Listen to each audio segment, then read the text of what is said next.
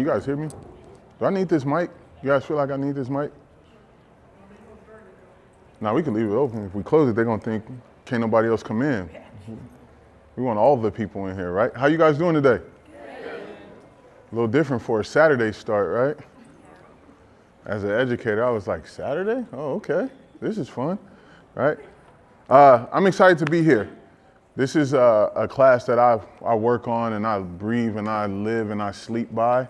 So I thought if it was successful for me, why not share the information to help you guys out? My name is John Mosley. I just won NAHA's 2022 Educator of the Year. So this is my first time back. But yeah, it's gonna be a little fun. We're gonna have some fun today. My education style is different. I don't believe you guys just sit in the room and watch me. We're gonna talk to each other. We need to have these kind of questions and conversations that's gonna allow you to get every answer possible that I could possibly give you. If I don't know the answer, I'm gonna be honest and tell you that I don't know, but give me a couple days and let's talk about it later and I'll figure it out for you. You guys good with that? Yep. Yeah. All right, so today I got a couple of my team members with me. I got my wife, Jessica Mosley, and our security, Steph. She was an Uber driver today. She's like a Swiss Army knife. She be Uber, security, camera, whatever, right? But she's actually teaching the class with me tomorrow on actually doing some haircutting. So make sure you check us out tomorrow. And then later on this evening, we had a class this morning that kind of got flip-flopped around, but we have a class today at 4:30 with Stormy Kelly and Berg out of LA. They're talking about adding value to men's color. So they're gonna not only just show you how to do some cuts, but talk color in that aspect as well. And then tomorrow, like I said, you have myself, Trevor Moots, Steph, and Berg going back up on stage together as a four set of artists that's gonna do everything from cutting. And the class is titled Culture Shock because we're gonna show you how to work with all different textures. So we figured like that'll add a little value to the show as well. So, but this class you guys are in today is how to build a brand that you love or how to build the brand that you want. Most of us think because we have logos, we have a brand, and that's not it. We actually have to build certain things and you have to have characteristics in that and you feel it. So I'm gonna give you a little bit of how we formulate what we do at Popular Nobody, but then also how I started changing and shifting the brand for myself as well as I just started to grow. Because when you're looking at a business, you're trying to grow your brand. That's the whole purpose of having a brand. You wanna grow it, you wanna scale it, but a lot of times we get put in these positions where we thought we started it the right way, and then we can't scale it at that point anymore. So now it's like, well, I'm stuck with this and I don't have any way to move it. And so that's what I'm gonna show you today, how we move a little things around and just some simple stuff that I think fundamentals is the key. Some of us get so caught up in trying to do so many exciting things because we're all creatives, right? We get in our mind and we're like, yo, I wanna paint it blue, red, green, and it's gonna have this on it. And then when you get there, you're like, well, that ain't gonna work. So fundamentals is what works for us and what keeps everything key for us. But before we get started, do anybody have any questions for me? No, we're just gonna stare and look at me, right? Okay, so if you guys want to, you be more than happy to take pictures of the slides, take this home with you so that you can have this. Like I said, it's information I'm willing to give out, so take it along with you so you can build off of it. So a little brief history on our brand, Popular Nobody. I started this brand well over 15 years ago.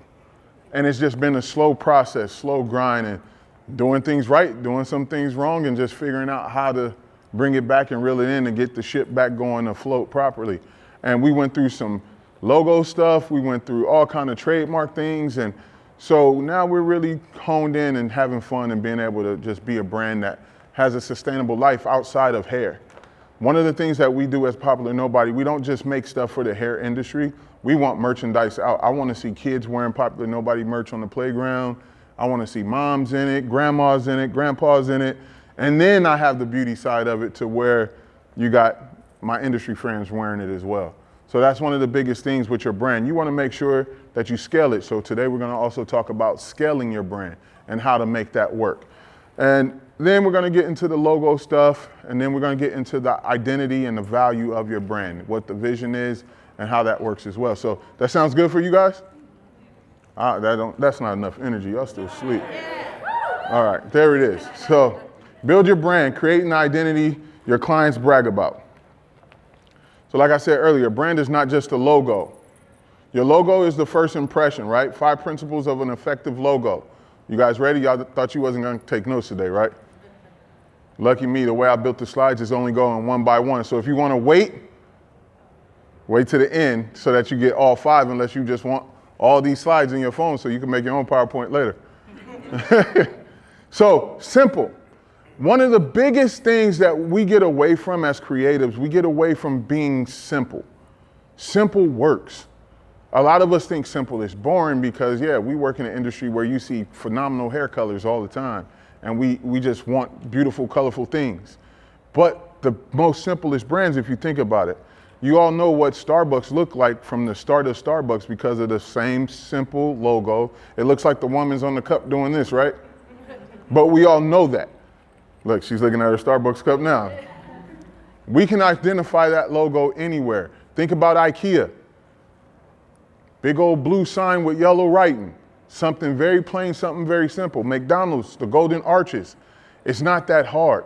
We try to make branding harder than it has to be because we want to create these elaborate logos. You want that brand to stay, that logo to stay as simple as possible. And when I mean as simple as possible, it could be a word track. It could be a certain font, but you need it to stay as simple as possible because that's going to help later on down the line with your brand identity. Memorable. If people don't remember your brand, how are they going to remember you? People know me and identify me as Popular Nobody, so sometimes I have to ask people, well, what is my name? And a lot of people don't even know my real name. That means I did a really good job as making Popular Nobody memorable. When they see me down the street, they're like, oh, Popular. I said, no, that's not my name, brother. I'm going to keep walking. Right? Because you want that brand to be so memorable that people only identify when they see it as that's what it is. And the name Popular Nobody is really, it's a funny story behind it. That's just my personality. My work has been everywhere. I've been on the cover of magazines and things like that, TV shows and stuff like that, but I don't talk about it on the internet. I don't brag about that success I have. I just keep working. And I always use the reference of how many people do you see brag about working at Walmart? When you think about it, they don't sit back and be like, yo, I'm the best checker at Walmart. You don't want that. That's not something memorable. So Popular Nobody fits me, fits my identity, fits how I walk every day. So when you're walking through life and you're doing this every day, don't wreck your brain on trying to build a memorable brand by confusing yourself. Make it as simple as possible, one, and make it memorable so that the best way to make something memorable is you. A lot of people try to sell characters. You can't sell a character when you're trying to build a brand. You gotta sell you. Be who you are, and that's gonna sell faster than anything else possible. Timeless. Once again, we get caught up in everything comes back around full circle. It's a timepiece that you could add into your brand. But when you're building your brand out first, it has to be sustainable and actually be something that's going to be timeless. A Popular Nobody is anybody, right? Anybody in this room could be a Popular Nobody. You're probably popular around 5 of your friends, but let somebody bring a 6th friend and they're like, I don't know her. And then you're like, I don't know her. So you're not popular to that person, but to everybody else you are. So make sure that your brand is going to be timeless. So when you're thinking about names and you're thinking about how this brand logo and image should look, it should be something that's going to last forever.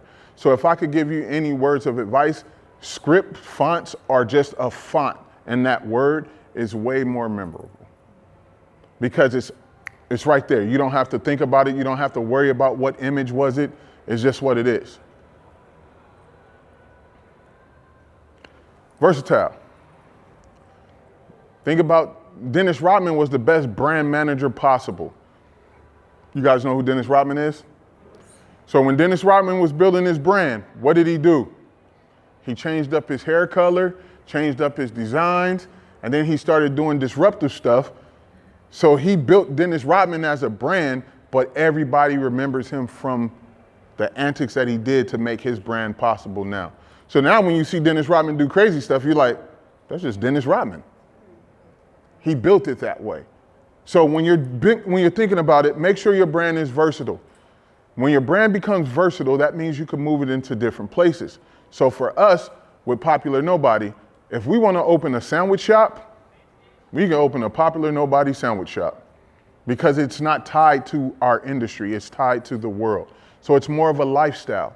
So as you're starting to look at your brands and you're trying to grow your brand, ask yourself right now, is my brand a lifestyle or is it related to one industry?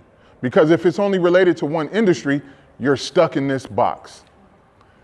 When I first started building out who I was as an artist, I went with a cool barber name. I was like, my name is The Barber JM. That's me. I'm a barber. My name's John Mosley. This is going to work. And then when I started looking at it, I'm like, that's kind of dumb. And the reason why it was kind of dumb is because I put myself in a box. I now only speak to barbering. That's the only thing that I could speak to by using that name, The Barber JM. So that's when I had to go back to the drawing board. I'm gonna tell you also, how many of you guys know what an idea team is? Nobody knows what an idea team is. Perfect. So this is what you need. So in your notes right now, you need 5, I'm gonna give you a couple minutes right now, write down 5 friends that you trust.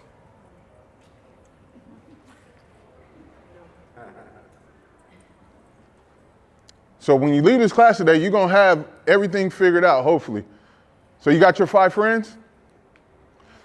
You got 1? Who said I have 1? You need 5. You need 5 friends to help you. And the reason why you need the 5 friends is because you gotta trust their opinion. They're part of your idea team. Everything that we do, starting out building our brand, sounds great to us. But if we don't have the people around us that's gonna be like, yo, that's not gonna work.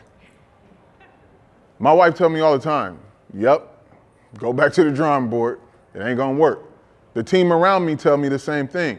So you need those idea people that's gonna bring you that true value and say, that's not versatile enough. That's not gonna be able to scale. It's not gonna be able to move things around.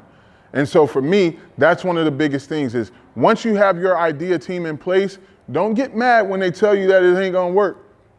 Just go back to the drawing board with them and figure it out. Somebody now probably got about 5 friends. Biggest thing is appropriate. When you're building your brand, make sure your taglines are appropriate, make sure that the vision of it is appropriate, make sure that the image of your brand is appropriate. For us, our tagline is always remain a popular nobody while staying humble and hungry. That's the tagline for our company. If you're humble, everybody want to work with you, but if you're hungry, you're going to always go out and find the work, right? So that's the model that everybody that's a part of our brand live by. Everybody that walks this Popular Nobody brand lives by those models. We're always going to be humble when you see us, and we're always going to be hungry. We might not have time for a full conversation, but we're going to definitely stop and talk to you because that's part of our brand. I tell it, our brand was built for people.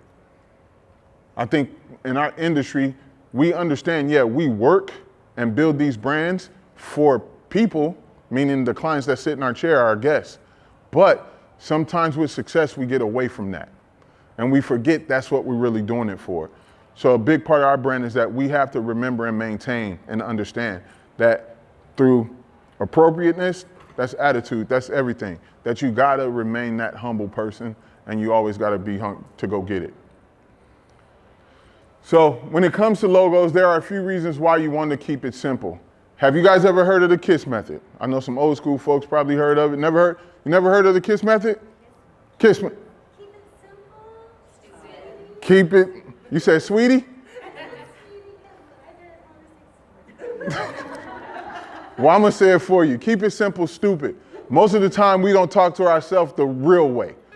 Sometimes we gotta look at ourselves and be like, boy, you being real stupid right now, right? So you gotta keep it simple, stupid. We want to grow things so fast, so keep it simple, stupid. Clarity of the brand. Simple logos automatically deliver the brand message to the audience. The simpler the logo, the clearer the message will be of the brand. Who already has a brand growing right now? What's your brand? Straight butter. Straight butter? I like straight butter. Appreciate it, brother. Because I'm a barber, I know that means nice blends. Yeah. But to the rest of the world, what does that mean? Oh, you got the clippers up at the top. You ain't missing. You got me? Hey, you got eyes, you're going to figure it out. You Kind of put the two together. Put the clippers on the top. I feel like the straight butter is kind of left up to interpretation, but the clippers up at the top, that's simple and that's straight to the point. have anybody ever asked you like, what kind of butter do you sell? No. Not yet? I actually strike up conversations all the time when people ask me, like, am I a barber? Sometimes it slips my mind. And I'm like, damn, like, where do I know this guy from or something of the sort? But it's because I'm wearing my shirt, and that's why you're asking these questions. So it's often a conversation starter and actually strikes up business often. That's good. That's called a disruptor. That's a disruptor way of thinking. I like it. This is my brand. Can you tell me what it speaks to you? You? As you? Unico? Yes. To me, it speaks high end. Because when I look at other companies that have like Louis Vuitton and Balenciaga and stuff like that, that's what that reminds me of. So to me, when I see it, I'm gonna think high end. I'm gonna think that I'm gonna pay top dollar for whatever you got to give me. You like that? That's what you was going for? Yeah. There it is. You didn't categorize me as a stylist. No. So that's the whole thing when you're building your brand. She could scale that into complete fashion right now. And if my wife said, I want that shirt, I'm going to automatically assume that that's going to be a couple $100. That's what you want from your guests. When your guests walk into your business, you want them to understand that you built this brand so well that it ain't cheap. When people call my phone now for education, they know it ain't cheap. Why? Because of what I'm gonna bring to the table. I've made my brand so valuable that not only did we have just education side of what we do, but during COVID, we picked up and expanded. So now instead of just being Popular Nobody, it's Popular Nobody Brands. Why? Because we scaled. I love multimedia. So what did we do? We started a Popular Nobody production company under the Popular Nobody Corporation so that now we can actually do actual content for everybody else and not just us. See how that worked? So you want to make sure that as you're growing your business, that's what you want. Question. So I'm not in the hair industry, but I'm in the nail industry. You're in the what? Nail industry. Nail? How my nails look? I can't see that far. So, That mean they good. Perfect. I have been in the business a long time, and my business it's more high end, like for the people that come in. Oh, thank you so much. I'm manicurist, in case you didn't hear. But my branding that I work toward is like when people come and see me, like I do manicures and pedicures and other services related. But it's more expensive than a lot of other people charge where I live, which is like Fresno County area. And so the question that I have is like my clients that come back to me, they know that it's not just like you're coming and it's going to be like an in and out and you're getting that. It's more detailed work. It's, an expectation, you're going to be happy when you leave. And it's healing, like people that have bad feet or maybe they have like bad toenails, like ingrowns. Like I bring people's feet like back to life kind of a thing. And same thing with people that have like ugly nails and then later on, they can go all the way to like a natural nail. So even though like I post on Instagram, like how do I get the point to people who haven't come to see me that that's what I represent, even though I post like pictures like before and after, maybe like of heels or like when people first start and they have like bitten nails and then I get them to like look really nice. Like how do I get that point across? That's a great question. So the question was asked for you guys that may not have heard her. How does she take what she's doing already and grow that? So even though your clients already know that you have this brand of bringing people new feet, you want the rest of the world to know how you make this happen. Have you taken the time out, and this is for anybody in the room that's doing social media, have you taken the time out to talk about your brand and about what that means? No, I just post pictures. There's the gap. So you got to close that gap. I'm not, believe it or not, I don't really like being in front of the camera. Yeah, that's right. It's really hard for me to take this cell phone out and talk to the rest of the world. It feels weird, so I sing on Instagram. That makes it, I sing horrible, but it shows my vulnerability. But if you have that brand, if you have that same kind of issue where you're posting and you're not really seeing the end result and you're not growing, you're not speaking out about your brand enough. Nobody's gonna talk about your brand more than you are. So if you're not, if your clients are not gonna do it for you, who are you left with? You have to do it yourself. So you literally have to turn that camera around and look at it and just talk to the people about how you do processes that will help you build them a healthy lifestyle through their feet and hands. If you don't do it, nobody else will. That's how you close that gap up. And then what you got to do, people buy off of emotion. So if you're not emotionally talking to the people about what kind of product that you have and what do you have to offer, if you don't believe in it, why should they? If they're not believing in the brand that you have, it's over with. So I tell everyone, you're either going to be a shark or you're going to be a dinosaur. Sometimes when we're talking about our brands, it feels like we're bragging or it feels like we're just, doing a salesy pitch about who our brand is. We're sharks right now.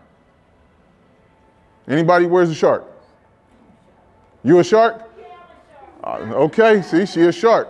But where do the sharks live? They live in the ocean right there, right? Where are dinosaurs?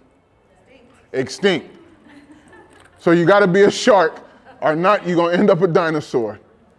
Okay, so I've tried to put the camera on and say what I need to say. How do you do it without sounding like you're rambling? That's what I ran into. I lost myself after 10 seconds. Hold on one second. Something I noticed over the years, that he was doing, and I didn't realize it at the time, and he was actually just having straight conversation with his clients and recorded them. And so what you had was the clients giving testimonial without them even thinking they were being interviewed or on camera. There was a lot of times I was assisting him and I'd hear the conversations and I would just record them because they were talking about how he changed their lives. And it was real, and it was just the emotion, everything was there. I mean, his chair was just insane. Yeah. And that was because of that real connection that you shared that other people got to see. And it's different. Nowadays, we got to ask our clients, can we film them? Back then, I was just doing it. I was like, I don't care. Bro, you want to be famous? Let's get this together, right? But now ask your clients. Ask them, can you speak? Can they speak in conversation form with you? And then ask them, can you share their testimony? Like even hair journeys. A lot of people, when they're building their hair brands right now, they're posting 6 or 7 photos at one time that might have taken them a month. But instead of doing that, you want to build the brand that people come to. So talk each photo out. Talk the journey, explain it, because that's more personable. That's helping your brand build right there. Do you feel like it's personable to have the photo and then do voiceover while they're looking at the photo? Or do they just need to specifically see my face? Because I've seen both done, where it's like you have a beautiful color, maybe you just do a little work of how did we get there? Or do you think it's more effective if I'm let's talk about healthy hair? That's a great question. So do I think that she should be in the camera always by herself, or should there be the picture journey behind you? I'm going to recommend put the picture journey behind you and tell the story of each photo, because that's that personal connection. You're showing that, hey, think about it, as we're building, say if you have a blonde brand, you're trying to build the best blondes in your area. Everybody's going to come in with your photo and be like, I want to get this today. And you're like, well, that took 6 months. But if you don't share that it took 6 months and you don't share that person's journey, your brand looks like it's lying, because all you're putting out to the world is that I could turn this hair like this today. So when we're thinking about our brands, that's what we got to think about. How are we making that personal connection? How are we making our brand identifiable? And how are we going to sustain that brand? Next slide. Difficult to be counterfeited. Simple logos have fewer details and colors, thus they are quite harder to copy and adapt. If the details and the colors are more complex, then it's likely to get adopted after a few changes. One of those things, like I said, Starbucks cup. I watched a movie from years ago, and that same Starbucks cup was in the movie. And I knew exactly, I was like, dang, Starbucks been around this long? It made me go back and do some homework because I'm like, they logo haven't changed. Like I said in the beginning, it's the girl that does this. That's how I look at it, right? So you don't want to make it so complex. Keep it as simple. Remembering the brand. Complex logos are hard to remember because it's too much detail and mixing of elements. Making the logo simple enables people to remember the brand, right? So when I first started out, like I said, I had the Barber JM. I did kind of similar to what you did with the straight butter, right? I had a basketball that, you know how like in the NBA and the Major League Baseball, they got the half blue and red logo. I put the clipper in between it with the JM in the court. I'm like, that's money right there. And then I was like, nobody's gonna know that. They're gonna be like, oh, that's a new basketball team logo or something. So then I had to change it up. I had to switch it up. And once I switched it up, I went just to a popular nobody scripted font that we trademarked. We also word tracked, trademarked popular nobody. Something simple, just a simple script. Now I could put that anywhere. It's identifiable. I have clients that will be somewhere out of state and recognize somebody in a popular nobody shirt, and they send me a picture of the shirt or the hat like, look who I just ran into. What I built was a community. What I built was a brand that people can walk by and see and say, I know exactly who that is. And then it makes them feel a part because why? My brand image, the team, everybody around us make you feel so welcome that when you see somebody in a popular nobody shirt, you want to walk up and talk to them because you're like, man, you support something that's working. That's what you want to create. How did you get your brand pick up from the ground up, separating it from you being a barber in the industry? Like, how did that process go about? That is a great question. How did the process go of me building the brand to where it is now? You have to know what is your brand. When I started out, it was just me. I'm my brand. Any product that come along with it is now a part of the brand. But if I don't get up and if I don't go to work and if I don't do the things that I need to do, my brand goes dinosaur. So I identify as the brand. I identify as the #1 selling product on my brand. So you have to figure out what is your #1 selling product to your brand. I also know and identify who my customer is building my brand. Even though I'm a barber, I speak to more cosmetologists in the world than I do to barbers. No shade on barbers, I'm a barber, but barbers, we walk around with this thing and it's a sense of, I know it all, I got it all, I don't need nothing from you. Where when you look at cosmetologists, they're like, help me. When I sit back and I'm like, my customer is not the barber. If the barber comes along, great. But my target audience is definitely cosmetologists. Why? As a barber, I could teach you how to cut men's hair and I could talk cosmetology language. So in my brand, I had to learn how to speak to my target audience. So when you're looking at it, remembering the brand, you know if you want a barber class, you could go to 1 million of them. I'm not knocking anybody. But one of the things I'm gonna make you feel like is I'm talking your language. So guess what? When you remember the brand, you're gonna come back to who was familiar to you. You're gonna come back to what makes things make sense to you.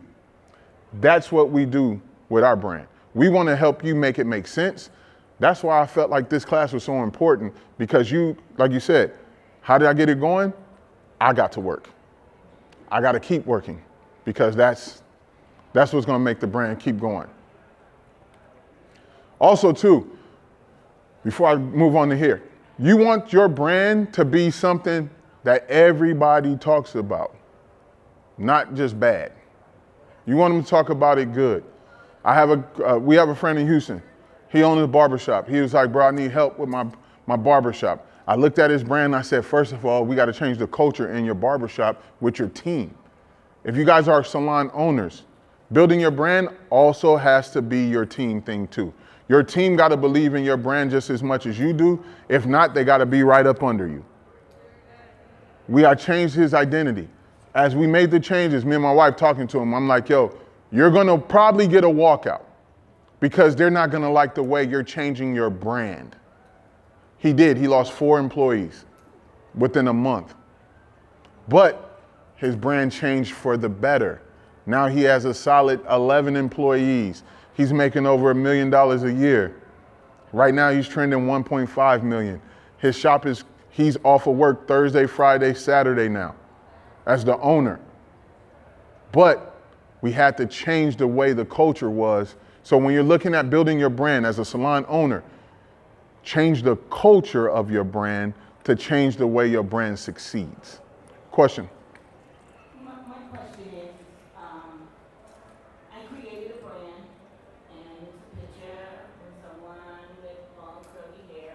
My wording, I use that I am a stylist mathematician.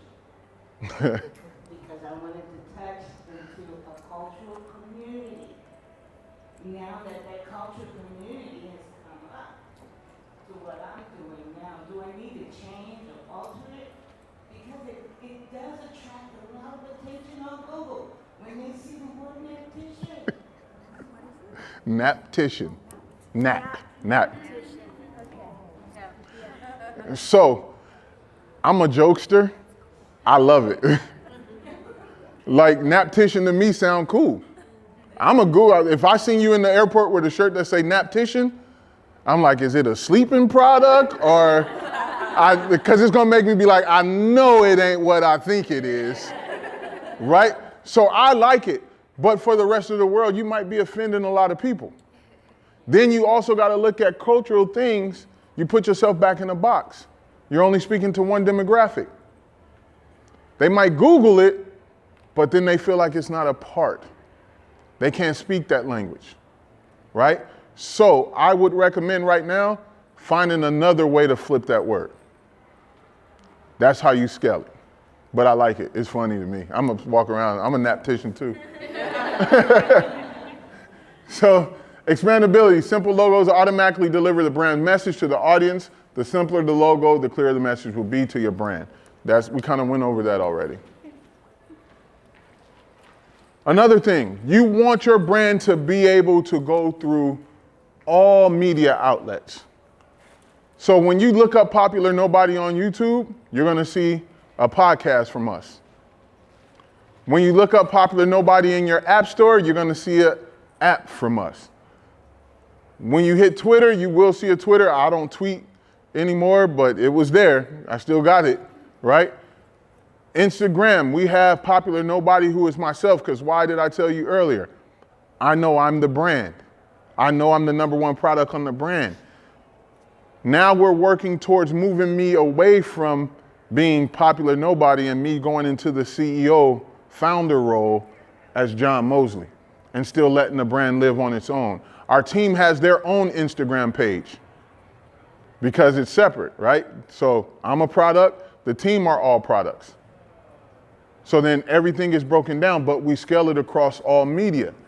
We just got reached out to do some streaming on a new platform, and they want our content. As far as like day in the life stuff, we took over a 7-on-7 football organization. We had the #1 team in the state of Texas as Popular Nobody. So once again, expanding. Now I just reached across a whole nother market. Now I'm in the communities. Now I'm helping kids get to college. See how that works? So you want to expand. So keep that simple so that you could put it everywhere. You don't want it to stay stagnant in one spot. If it stays in this hair industry, we all know hair grow back, hair is never going to go away. The beauty industry will never die, but you could in it. So how do you keep going? How do you have your brand live on its own and allow your staff to have their brand but still stay attached to where they originally came from?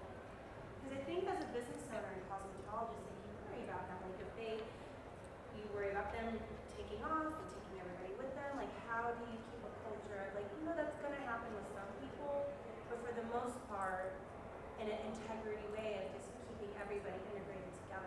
That's a great question. So how as a brand do we keep our family together? What word did I just use? Family. We are a family. Stormy was just in here, she walked out. Stormy's part of our family. Steph, she was Uber and family. We know when we need each other, we can rely on each other, right? But one of the biggest things that I see right now is that so much young talent is coming out of school ready-made. They got the Instagram following already because they've been TikToking and they've been doing everything, right? The older stylists, our older generation, don't want to support that because why? They're dinosaurs. And you're swimming with sharks now that are ready to grow. And if they get in the ocean, there's a lot of water that they could go off into.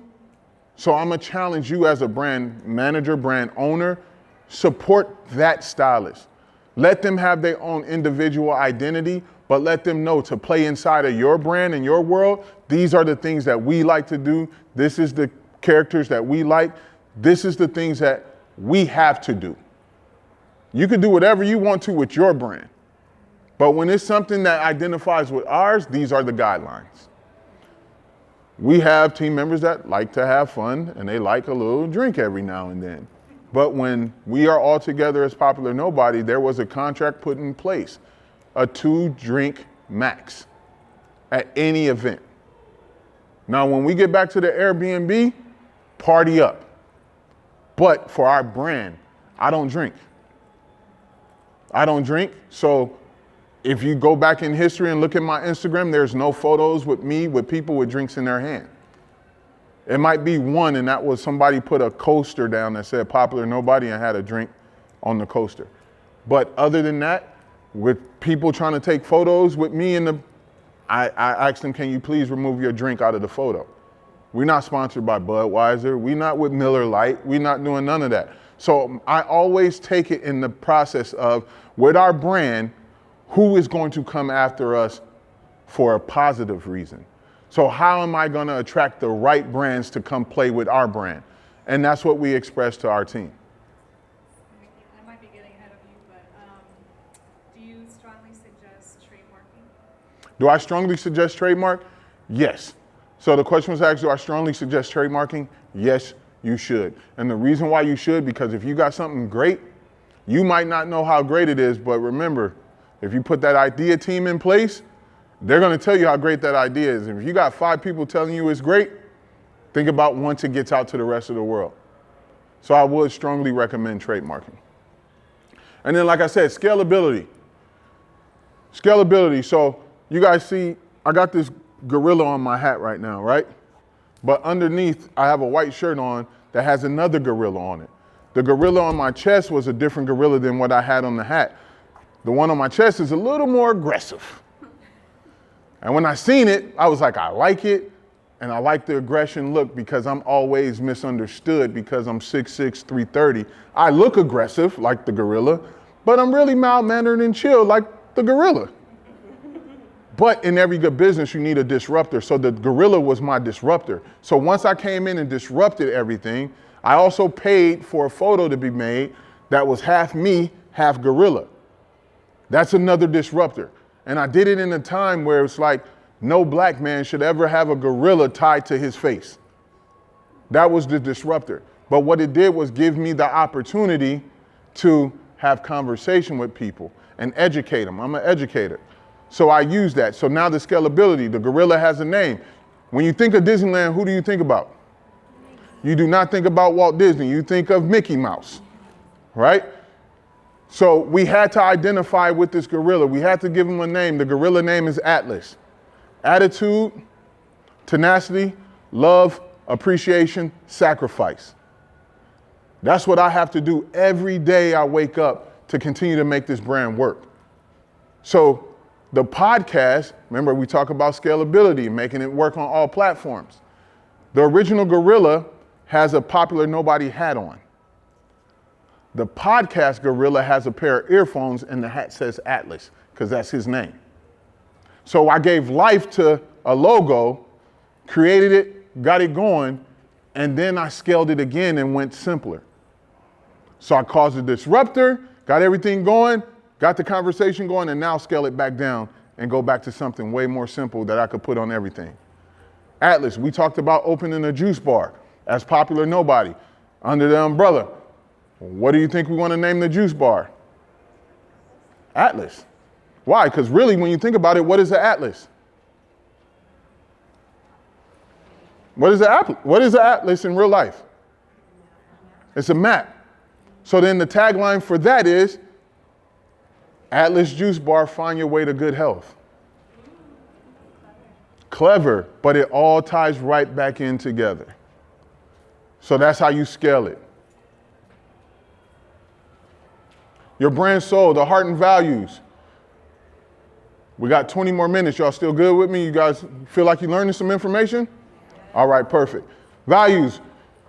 So, values and beliefs. This is the heart of your company. This is the heart of your brand. What happened in your backstory that drives your passion? That's the question you got to ask you. That's what's going to bring your brand to life. I know as an educator, I was taken advantage of. My intellectual property was taken from me a lot because I was smart at how I educate. I was smart at how I do things. So the reason why I started Popular Nobody is so that myself and other artists couldn't get taken advantage of. That was the backstory. That's what I stick to. That, now you see why that hunger comes from. It's because once somebody steal your intellectual property and you see it happening and they're making a lot of money off of it, you sitting back and you like, this can't happen to me again and it can't happen to nobody else. Next one. What makes me angry in the world? My wife would tell you I hate ignorance. I hate it. But if it's funny, I love it. But that's what makes me angry. So what we do in our brand, we try to not promote any other ignorance. You know how many people try to attack me on social media just because? A lot. So I post these videos on my social media. People falling, people almost getting hurt, some people almost, dying, I don't know. But the video's funny to me, so I post it. And what I realized is that as I was posting it, a lot of people was afraid. People will be like, yo, with your company, how can you post this? I'm like, well, my company is me. The brand is me. If I'm sitting at home laughing at it, I know a lot of people sit at home and laugh at the same stuff, but they're not willing to become vulnerable. If you're not willing to become vulnerable, that means your brand is no longer real. So the easiest thing for me to do was I start posting it. Now my DM get flooded with people that's afraid to post the videos that I post. But it just became part of my brand because if you know me, you've been around me, like I said, I'm a jokester. So that's the stuff I'm laughing at anyway. So you want to make sure what matters to you. What matters to you in your brand? What matters to me is that everybody that's affiliated with our brand get an opportunity. What matters to me is that I lead the best way I can. What matters to me is that I put not just our family, but my family in the best position possible to win. That's what you're setting up your brand to do. So as a salon owner, barbershop owner, your job is to actually build a brand that's sustainable, that's gonna let everybody around you eat and win. That's what you have to look at. Also, what do you believe? I believe personally, whatever I do is going to turn into gold. Why? Because I'm very patient about what I do. I'm very thought out about how I'm making certain business moves. So as you're building your brand, I just basically said I believe in me. Right? So you guys got to ask yourself that question. So in business, these are the questions that you got to ask. So this is for you to find out. Don't worry about the white writing. These are fillers. But we believe business should be centered on serving people. Everybody in here that's in the beauty industry does what? But the real question is, are you building a brand that believes that?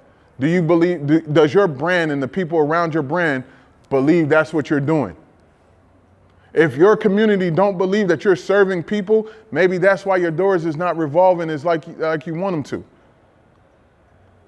Personal connection. The people that's walking out of your studio or salon every day that got happy feet, they believe in it, right? But if you don't talk it, Are you believing in it? Are you serving the people well? We believe business that take advantage of people should be out of business.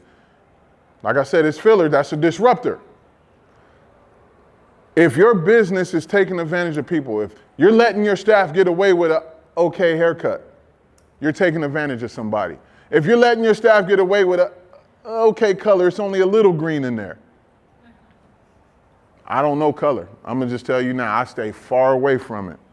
I just know across the wheel, right?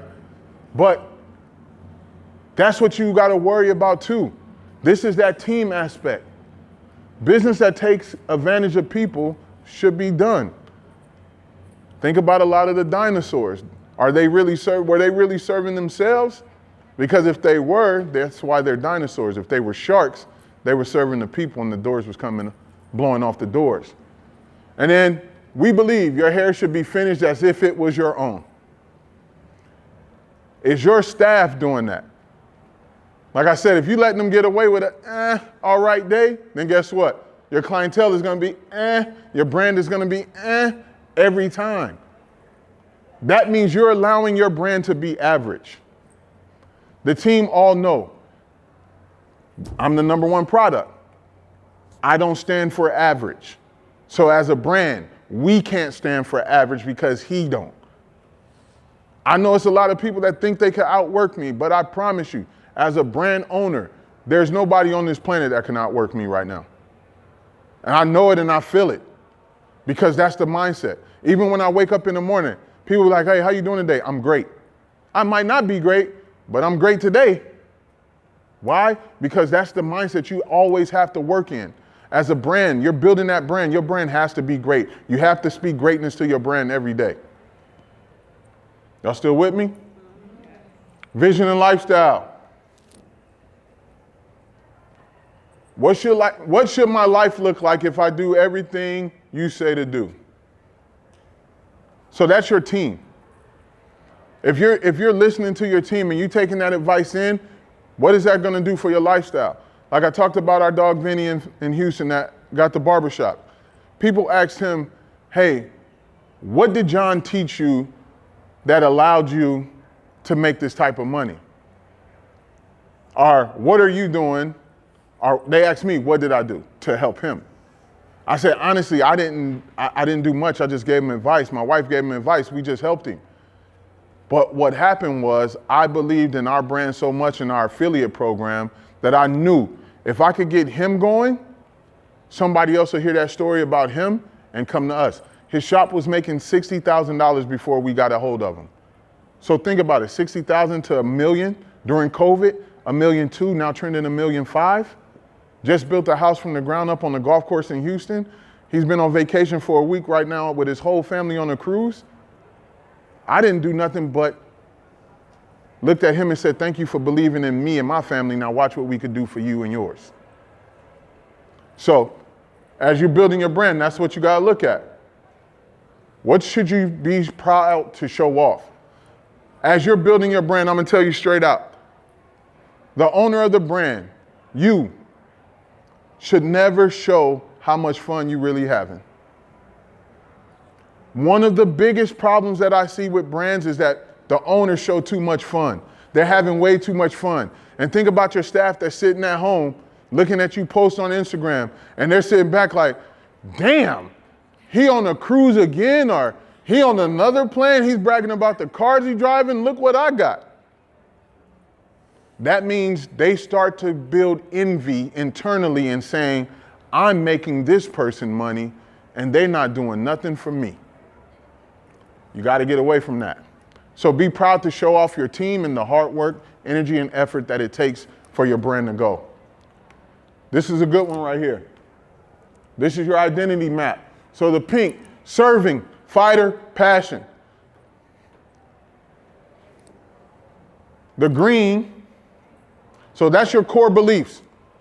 So your core beliefs, ours is serving, we're going to fight, and we're going to have passion while we do it.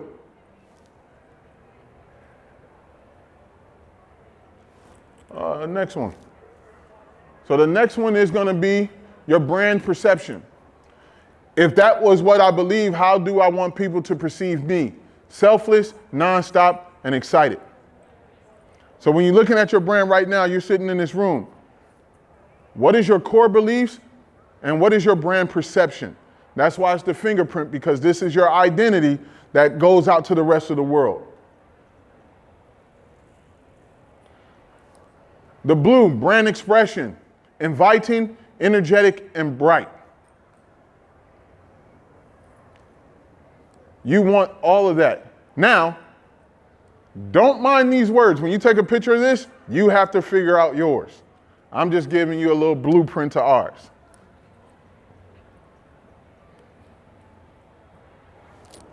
Your voice. How do you build the kind of emotional relationship with your guests? It goes back to the feet. I know ladies, when your feet hurt, you might be ready to go off on somebody. I like tennis shoes, and I wore some shoes in London 2 weeks ago. I thought they were cute. I was looking down, I said, but boy, these dogs are barking. I was tiptoeing around the rest of the show because I'm like, I can't even bend a toe, right? So what emotional relationship are you building with your guests? Who is your guest? The people that come in the shop, but also the guest is your team. Because we all know as a team, some people come, some people go. As a brand, you're gonna have that. You gotta be okay with it. But what you want is your team to leave as a better person. So let's look at brand identity real quick. Nike, when you look at it, Nike does a great job at making everybody feel like they can do it. When you look at Nike commercials, I'll be like, yo, I'm out of shape, but if I get them new Nikes, I could go run. That's your excuse? Overcoming. So when you look at it, they make you feel like you're an overcomer. Think about their commercials. The last shot of their commercials is typically somebody doing this. That means they did it. What is your brand identity? Ambassador. They make you feel like you're part of it. Nike feel like you can be anything Nike got. You put on these tracks pants, you feel like you can run. I popped 2 hamstrings, so don't try it. So this is for you. You guys can take a picture of it. Remember, I don't want to hold it.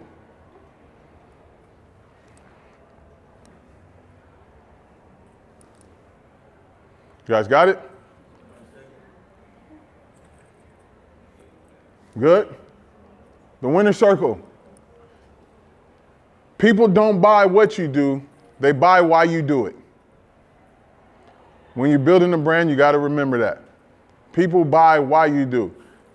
Some people can get away for a while with a brand that people just buying what you're doing. But then at some point they're going to catch up to, well, what are we really supporting? What are we really doing? So with our brand, me and my wife, we partnered with a scholarship fund called The Change Is Coming. So now we're in the community again, helping build money in a scholarship fund to help kids get a scholarship offer, get a chance. Some kids don't need a scholarship to go to college. Some of them need the scholarship to buy books. Some of them need it to buy food. So we offer that. We're trying to help that. Here's Google's winner circle.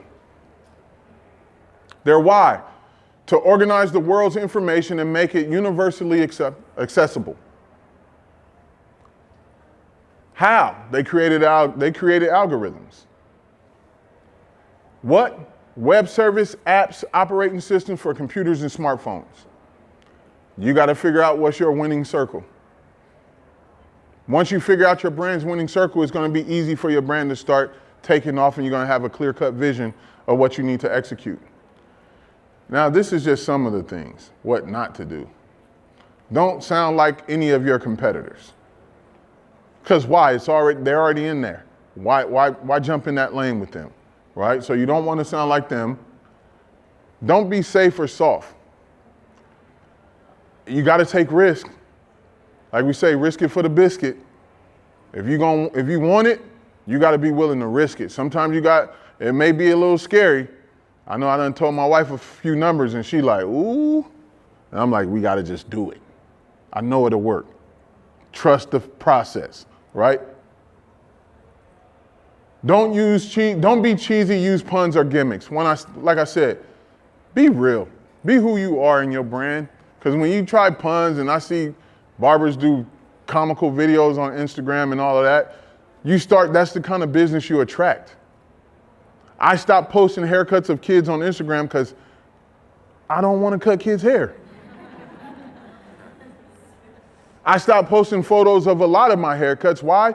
Because I'm moving more into an impactful speaker lane, more into a business builder lane, more into a brand that is going to allow artists to develop and grow, but also help develop salons and business owners.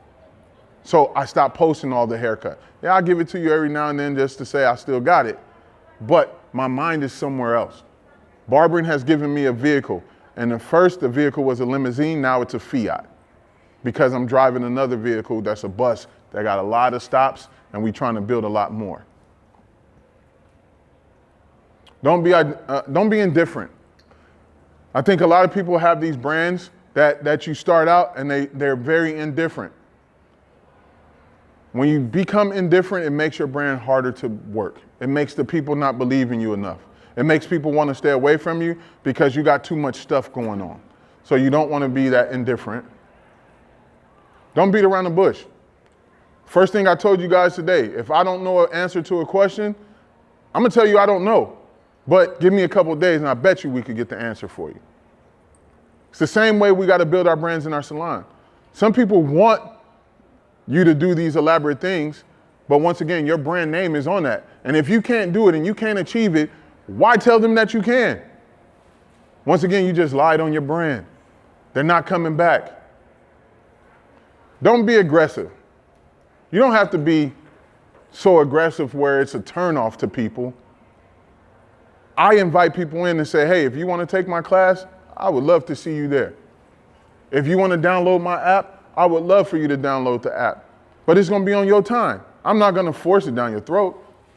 My brand is built for people. If you feel like you want to be a part of it, great. But I'm not going to sit here and be like, you got to do this. Why? Because I don't know. I don't know what your financial situation is. My price might be too high for some people, but if I don't never talk the price to you, then hey, we could have a conversation. Anything could be worked out. Boom. Look at that. We finished right on time. Now, we got 3 minutes left. Do anybody have any questions before we close out? No? Will you quickly go back to that slide so I can take a photo of it? Please? You're gonna get somebody in trouble, huh? Don't tell them you was in this class, please. That one? Thank you. Question?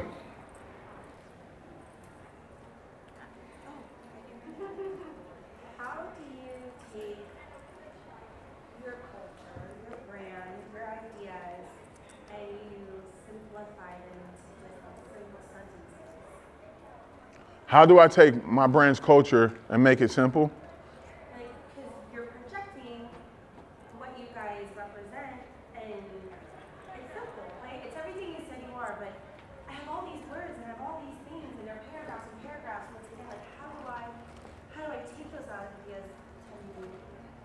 That's what I struck. I have a hard time simplifying it. How do you simplify this simple words? Just, I don't know. I don't overthink. So the question was asked, how do I simplify what we do? I don't overthink the process. We all know we're great hair cutters, so go cut hair. We all know that we're great educators, so go educate.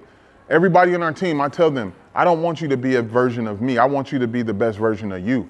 And then once you come to me, I could tweak the best version of you to make you the best version of anything you want to do.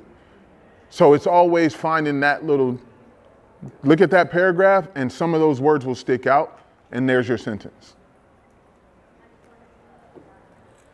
So I have like a brand that is me that I've started, and I'm a pixie cut artist, and I finally opened up my own salon, and I market. It's called Pixie Dot, and I've always wanted to have like a short hair stylist salon that was specific for short hair, but now I've gotten to the point where I'm nervous because there's not a lot of short hair stylists, and so now I feel like, do I drop my brand? Do I recreate? I've been feeling like I need to change my name because of it, but it's made, like, that's what's made me really, really busy, is because of how I've marketed. And so now I have my first stylist starting, and she's not a Pixie artist, and so I'm just feeling like I have to rebrand everything and change my name. So the question was asked, she has a brand called Pixie Dot. Pixie Dot. Pixie Dot. So it goes back to what I was saying in the beginning. You put yourself in a box right from the jump. Pixies are something that's trends. You want to create a movement. So when you think about Pixie Dot, you jumped into a trend box and not thinking about everybody's not going to come to you knowing how to create short hair. So if you want to continue your brand, you have to train every one of your team members to cut pixies or cut short hair and be very efficient in it. But I will tell you, in your brand, just because it's Pixie Dot, that dot can mean dot, dot, dot, dot, dot, dot, dot. That dot can mean it's so much more behind that. So I wouldn't say change it, but scale it. We got one more. Oh, hey, John. What's up? So when you move and transition into being more of a public and impactful speaker, were there any resources or like tools along the way that you found, like, I don't know, Toastmasters might be something, or listening to different kind of motivational, or going to motivational speaking exercises or events or anything, any kind of tools that you kind of can tell us about? That's a great question. So with the journey I'm on now, as far as moving into that impactful speaking lane, my mother was close friends with Les Brown, still is. So I got that kind of guidance that I could use that resource. It's another guy that I love. His name is Keith L. Brown. Keith L. Brown, he's a heck of a motivational speaker. And then also I'm a big fan of Eric Thomas. So this past, like a couple months ago, I went to Atlanta and went to his 360 Man conference. And then somebody posted a video of me speaking and tagged them in it. And then they end up following me. And then right after they followed me, I just tagged them and said, I will be speaking on y'all stage next year. So now the attention is on me to do my job as the brand, right? So now I got to speak it. But that's kind of, when I speak life. My brand was built for people, so my human connection with people is strong. And so for me, it's like, that's what I speak. I'm gonna listen to you. I got 2 ears, so I'm gonna listen really good. And I'm gonna hear what you're telling me, and then I'm gonna try to give it to you the best way back possible. And I think that's what real impactful speaking is. It's not coming up here, like I said, no gimmicks, no games, no none of that. It's about me